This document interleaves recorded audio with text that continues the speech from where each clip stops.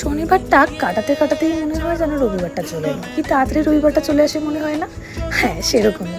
তো সকালবেলা ঘুম থেকে উঠে সেরকম কোনো প্ল্যান ছিল না। তো আমি আমার বিছানাপত্র পরিষ্কার করে একেবারে মাছদেরকে খেতে দেওয়ার পরে আমি নিচে চলে গেছিলাম। নিচে গিয়ে দেখি বাবার অলরেডি মাংস আনা হয়ে গেছে। তখন আমি ইনস্ট্যান্ট প্ল্যান বানাই যে আজকের চিকেনটা আমিই রান্না করব। সো চিকেনের রান্নার জন্য একেবারে প্রিপারেশন রেডি করে নিয়েছিলাম, সমস্ত মশলাপাতি ওগুলো আমি মিক্সিতে একেবারে পিষে নিয়ে মাংস কষাতেও রেডি করে দিয়েছিলাম।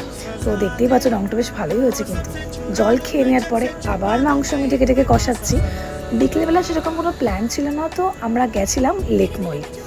লেকমলের আগে গেছিলাম লেকে। তো লেকে এখানে আমি একটু গিয়ে ওখানে আমি ল্যাথ মারবো না, সেটা তো হয় না। সো এখানে আমি ল্যাথ মারছিলাম আর আমার ক্যামেরাম্যান ছিল as usual Tubai Das. Lake মলে না যেতে যেতেও মারাত্মক ভিড়, কি বলবো। বাড়ি আসার সময় আমরা মুদিয়ারির প্যান্ডেলটাও কিন্তু দেখতে পেলাম না।